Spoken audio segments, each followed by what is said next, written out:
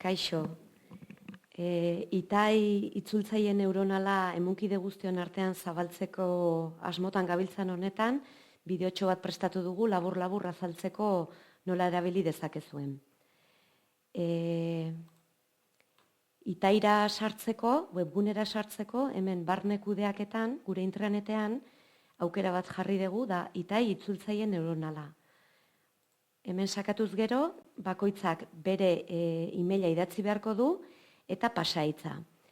Pasaitza lortzeko interesa daukezuen guztiok, jagori idatzi beharko diozue eta berak pasaitz pertsonal bat emango dizue eta horren bidez sartu ingo zarete. Hemen daukagu gure pasaitza eta sartzera goaz. Behin sartuta, hau da itairen webgunearen panel nagusia edo. Ikusten duzu dauka panela, ekarpenak egin edo administratzailea. Testu bat, itzuli nahi dugun testu bat igotzeko, ekarpena egin aukerari joko diogu. Interesgarria da esatea, edozein tamainatako eta edozein formatutako testuak itzultzen ditula, formatua mantenduz. Izan estela, Wordra, PPT-ak, PDF-ak dira onartzen ez ditun formatu bakarrak. Beraz, hemen bukaeran, hemen ikusten dituzue, erabiltzaile desiente daudela, hori da gu administratzaile gehalako, baina zuek norberak bere ekarpenak besterik ez ditu ikusiko. Beraz, bera jetxita, ikusiko dezue fitxategiak kargatu aukera.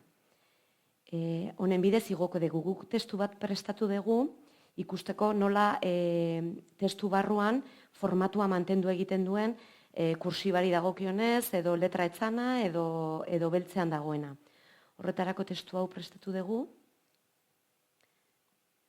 eta ikusten duzu dagoela testu arrunta, letra larriz, beltzean, okerra eta azpimarratua. Eta emaitza izan beharko luke euskeraz eta formatu hori mantenduta. Eta ikusiko duzu nola holaxe egiten duen.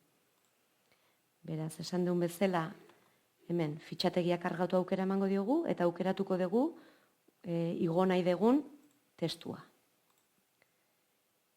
Ona igo zaigu, eta hemen lehenengo egin behar duguna da, hizkuntza biko aukeratu. Guk oraintxe aktibatuta ditugu gaztelania euskara, edo euskara gaztelania aukerak. Kasu honetan, gaztelanetik euskarara nahi dugunez, aukera hau hartuko dugu. Batzuetan esan behar zaizue, ez ditu onartzen, segun eta ze izenburu daukan, oso luzeak badia eta batzutan ez ditu onartzen. Eta hemen, korruptit idazten do. Horrek esan nahi do, nahiko apetatxue da gailua, eta orduan esan nahi do, ez dola olakorik irakurtzen. Batzutan inbeharko dezuena da, oso izenburu luzea baldin badauka, igual moztu eta berriz igotzen saiatu, eta normalen ez dizu erazorik emango eta igoko do. Behin hizkuntza biko aukeratuta, gailu hau, gezi hau, dela itzultzeko aukera ematen digun gezia, berdean jartzen zaigunean, sakatu egin beharko dugu.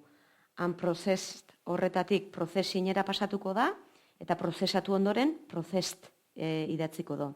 Ikusten badezu eta ardatu egiten dola, hemen goran daukezu eguneratu botoitxoa, eta tarteka sakatu, eta pixkat azkarxio egiten ditu itzulpenak. Batez ere, 80 horrikok edo olakok baldin badie. Prozesua bera da, testua laburra izan, ala luzea izan. Eta behin, prozest jartzen diguna da, prozesua eginda dagoela, eta ia prest daukagula testua. Ze gertatzen da, gailu hauek oso ondo daude, eta nahiko itzulpen txukunak egiten ditu, baino egia da, ez diala erabat fidagarriak. Eta beraz, ezinbestekoa da pertsona bat beti atzean egotea. Eta zuzenketa lan zorrotz xamarra egitea. Nola egiten dira zuzenketa lanak? Hemen ikusten duzue balioztatu aukera honetan. Hemen emanezkeo, begiratuko dut zein dan testua, hau da bai. Honi emanezkeo, ematen digu zuzentzeko aukera. Hemen daukegu gaztelaniazko testua, eta berak ematen digun euskerazko itzulpen proposamena. Berak idatzita emandakoa, zuzena izango da, gramatika aldetik ez ditu pikak eta akatsik izango. Gu zuzentzen hasten gehan momentutik, posible da pikak eta akatsak egitea. Beraz, beharrezkoa da xuxen pasatzea. garai batean etzeukan, baina bikontekekokia aukera hori eman digute. Beraz, gu hasten bagea testua gaizki dagolako zuzenketan bat egiten, eta gaizki idazten baldin badegu, adibidez horrela, ikusten dugu Xuxenek zuzenketa egiten digula. Xuxen aktibatzeko eta gure hizkuntza aukeratzeko, hemen ona joan behar dugu, eta hemen languages eta euskera, bask aukeratu behar dugu. Eta ikusten duzuen nola markatzen digun, eta beraz zuzenketa egingo dugun. Behin zuzenketa guztiak eginda, gordetzeko moduan egongo gara. Gogoratu, lehen esan dizueten bezala, formatuak mantendu egiten ditula. Letra larriak, letra larri ikusten dugu. Hemen badirudi, negritan zegoena, ez digula negritan jarri, guk ez dugu ikusten pantalla honetan. Baina gero jisten dugunean, ikusiko dugu nola, bai beltzean, bai oker eta bai azpimarratuta daudenak, alaxe mantentzen ditula, naiz eta pantalla honetan ez ikusiala.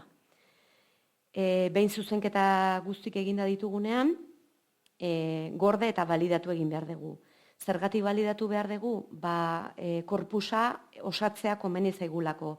Korpusean zenbat eta ekarpen gehiago egin, emaitzak egunetik egunea hobeak izango dialako. Gertaliteke testua umotza da eta momentuan zuzendu eta balidatu dezakegu. Gertaliteke testua 80 orrikoa izatea eta momentuan ezin zuzendu izana, denborarik ez daukagulako. Kasu horretan, Safe Corrections aukerari emango diogu eta itxi eta hurrengo batean berriro iriki eta zuzentzen jarraitu bukatu arte. Safe Corrections egiten baldin badegu, ez dugu balidatuko. Utziko dugu puntu batera arte zuzenduta. Eta hurrengoan bukatzen degunen, zuzentzen bukatu, beraz, Safe Corrections berriro eman, eta gero validate eman, ekarpenak egiteko korpusari. Beraz, demagun ja, zuzentzen bukatu degula, Safe Corrections eta validate. Eta, kasu honetan, gure testua balidatuta dago. Behin balidatzen dugunean, ez digu aukerarik ematen berriro zuzenketak egiteko edo berriro balidatzeko. Eta azken pausua izango da, itzulgaia jeistea, itzulpena jeistea, azken emaitza jeistea. Horretarako emango diogu itzulpen aukera honi, eta hemen jetxiko digu. Behin jetxita, ikusten dugu, nola komentatu dizuetan bezala, letra normal mantentzen du, maiuskula pantaila hartan ikusten zen bezala letra larriz jarri digu, baina lodia, kurtsiba eta azpimarratua anetzan ikusten, baino formatua mantendu egiten du. Beraz, kasu honetan ja, testua prest daukagu nahi dugun tokian gordetzeko, eta bezeroari edo dagokionari bidaltzeko. Nik normalean, horrela gordetzen dut, luzapena. Besterik ez, edo zein zalantza baldin badaukezue, edo jagori edo niri idatzi. Eskerrik asko.